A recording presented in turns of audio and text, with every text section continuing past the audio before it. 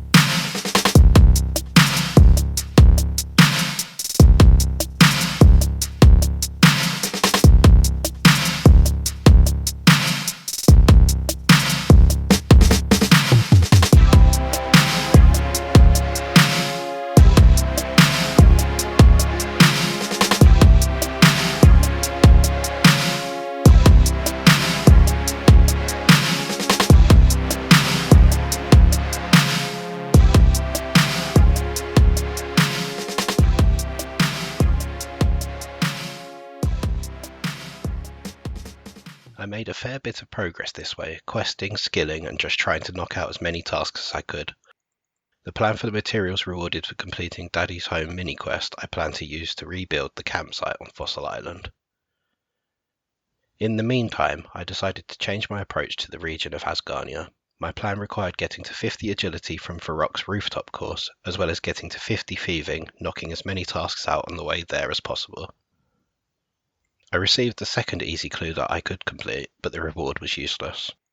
Pickpocketing a guard was another task, as well as opening 800 GP's worth of coin pouches at once, which is essentially 28 guard coin pouches. I took a detour when I learned that Tears of Guthix was auto-completed, so I went to get some free farming XP, a skill I realised I had truly now unlocked with the farming patches south of Falador. I decided to stock up with seeds for it later by pickpocketing master farmers. No luck with Ranar seeds yet though. Finishing up 50 thieving meant I was able to move towards completing my plan. The only issue was that I needed to free up my entire invent, and I was not planning to waste the 2 XP lamps from the Varrock and Lumbridge Easy Diaries. I needed to get my prayer to 30.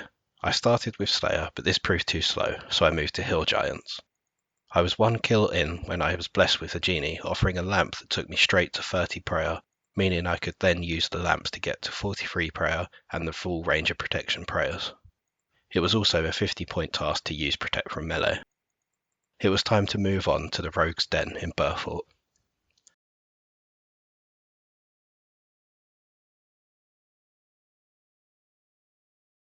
The Rogue's Den requires level 50 in both agility and thieving to enter the maze, where you make your way through a series of traps and agility obstacles to get to the wall safes near the centre, where you have a chance of receiving nothing, a rogue kit, or a rogue equipment crate.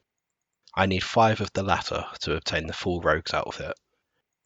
With this outfit, pickpocketing grants double loot as well as 100 league points for equipping the full set. You can see here that I got the task done relatively quickly, failing a few times at getting a rogue's kit a couple of times.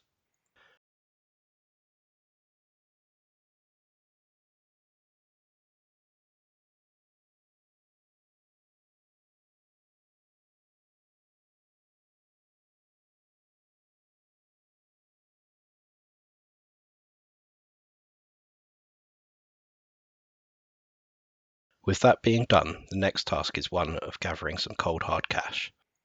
I've been scraping by this entire time selling odd items to stores or getting lucky Quizmaster random events for the 1k GP. With the rogue's outfit obtained, I need to unlock my next region and get 55 thieving to start stealing from Knights of Ardoon, which means it's time for another montage.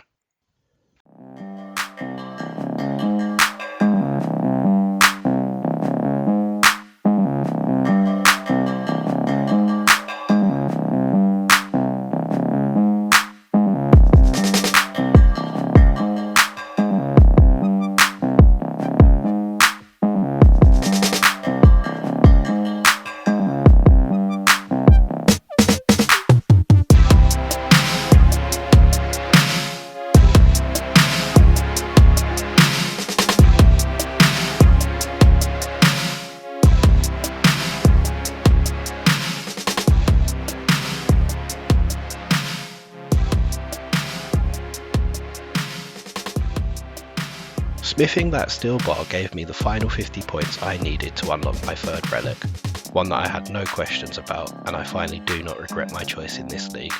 Fluid Strikes ups the attack speed of all melee weapons, turning the whip into a 2-tick weapon. Attacks are also given 25% increased accuracy. I become naturally 15% more tanky, and my HP regen is boosted. In addition, a modifier is applied to unique drops, meaning some key items should be obtainable much more easily. But first, I still need to unlock Kandarin.